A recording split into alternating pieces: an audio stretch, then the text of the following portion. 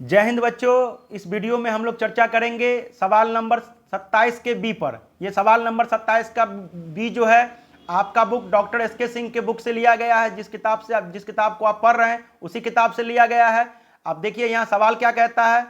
सवाल है एक्स और वाई क्रमशः 16,000 रुपया तथा 12,000 रुपया पूंजी के साथ साझेदार हैं। तो प्रश्न में एक्स की पूंजी और वाई की पूंजी दे दी गई है। करा उन लोगों ने फर्म के लाभों में 1/4 यानी 1/4 हिस्से के साथ जेड को प्रवेश देते हैं। तो जेड नया साझेदार हो गया। करा जेड अपनी पूंजी के रूप में 16,000 रुपया लाता है। जेड कितना लाता है अपनी पूंजी के रूप में?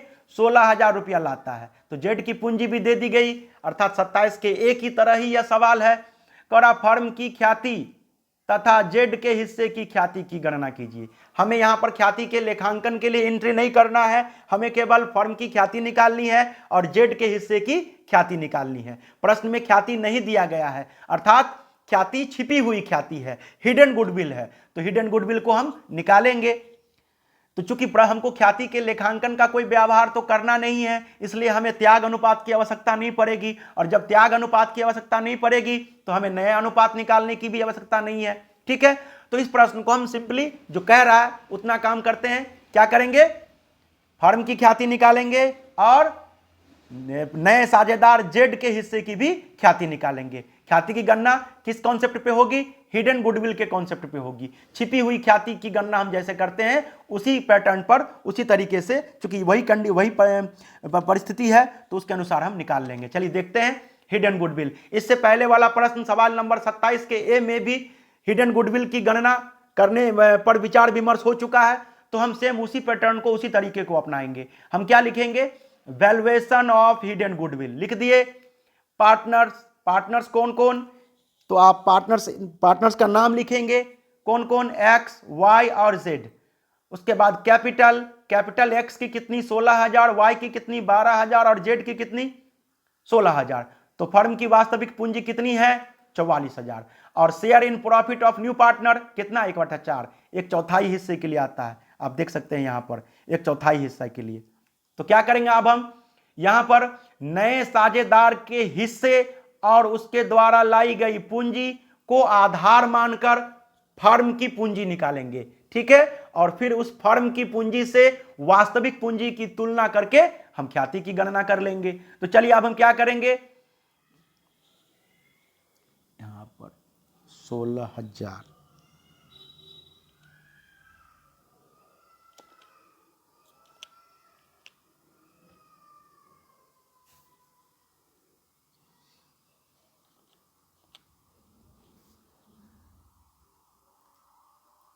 ठीक है।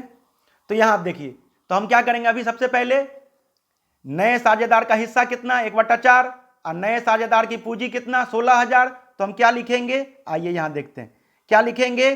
चूंकि 1/4 हिस्सा के लिए जेड की पूंजी कितनी है? 16,000 रुपया। नया साझेदार कितना पूंजी लाया है? 16,000। कितने हिस्से के लिए? 1/4 हिस्सा के लिए। तो चूंकि 1/4 हिस्सा के लिए जेड की पूंजी कितनी है? 16,000 रुपया। वही हमने यहां पर लिखा कि चूंकि 1/4 हिस्सा के लिए जेड की पूंजी 16,000 रुपया, इसलिए एक के लिए क्या होगा? एक हिस्सा के लिए पूंजी, तो 16,000 गुने 4/1 बराबर कितना? 64,000 रुपया। 1/4 उल्टा हो जाएगा, 4/1 कितना हो जाएगा? 64,000 रुपया। तो नए साझेदार जेड की पूंजी 16,000 रुपया और उसका हिस्सा 1/4 के आधार पर फर्म की पूंजी कितनी होनी चाहिए? तो 64,000 रुपया। कितना? 64,000 रुपया। लेकिन फर्म की पूंजी है कितनी? 44,000 रुपया। तो बस यही डिफरेंस तो हमारा ख्याति निकलेगा। तो चलिए आइए हम यहां पर क्या करेंगे?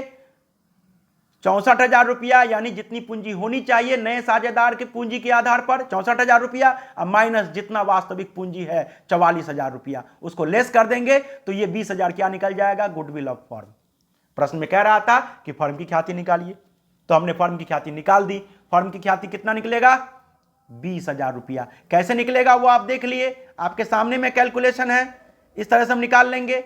अब जब फर्म की ख्याति निकल गई तो इसमें जेड के हिस्से की भी ख्याति निकल जाएगी, क्योंकि प्रश्न में यह भी पूछ रहा था। तो आप क्या करेंगे? Share of Z in goodwill, 20,000 रुपया फर्म की ख्याति और गुने 1/4 जेड का हिस्सा बराबर कितना? 5,000 रुपया। यही 5,000 रुपया जेड नगद में ला कर देगा तो नगद में लाने वाला एंट्री करेंगे, फिर त्याग करने वाले साझेदारों के बीच बांटने वाला एंट्री करेंगे। नगद में नहीं लाएगा तो समायोजन के लिए एंट्री करेंगे। ठीक है, तो जेड के हिस्से की ख्याति कितनी हुई? 5,000 रुपया। क्या कह रहा है कि यह ख्याति it will be divided between X and Y in the sacrificing ratio. इसी 5,000 रुपया को एक्स और वाई के बीच त्याग अनुपात में बांटा जाएगा, जो कि हम इस प्रश्न में बांटने की जरूरत नहीं है, क्योंकि इस प्रश्न में बांटने के लिए एंट्री करने के लिए नहीं कहा गया है। केवल कहा जा रहा है कि आप फर्म की ख्याति निकालिए और जेड के हिस्से की भी ख्याति निकालिए। तो हमने क्या किया, हिडन गुडविल के कॉन्सेप्ट को इस तरीके को, इस पैटर्न को अपने दिमाग में उतार लें, ताकि हिडन गुडविल का प्रश्न बनाने में आपको दिक्कत ना हो। सिंपल पैटर्न है बिल्कुल ये। पार्टनर्स का नाम लिख देंगे, पार्टनर्स की पूंजी लिख देंगे और शेयर इन प्रॉफिट में नए साझेदार का हिस्सा लिखेंगे। अब नए साझेदार के हिस्सा के आधार पर नए साझेदार की पूंजी, इसको आधार मान लेंगे। इसके आधार पर पूरे फर्म का पूंजी निकाल लेंगे। ये जो पूरे फर्म का पूंजी निकलेगा, एस्टिमेटेड पूंजी जो होना चाहिए 64,000, उसमें से क्या करेंगे, एक्चुअल पूंजी जो 44,000 रुपया है उसको घटा देंगे, तो क्या निकल जाएगा, फर्म का गुडविल ऑफ फर्म। तो ये आप देख लीजिए, ये आपके सामने में है। इसी तरीके से आप फर्म की ख्याति निकालेंगे और फर्म की ख्याति में नए साझेदार का हिस्सा भी निकाल लेंगे। सवाल आपके सामने है, सॉल्यूशन आपके सामने है। मेन यही सॉल्यूशन रहा, इसको आप देख लीजिए, इसको हो सके तो अपने नोटबुक में नोट भी कर लीजिए। ठीक है, चलिए ये रहा आपका सवाल। तो आप इस तरह से सवाल को देख लेंगे।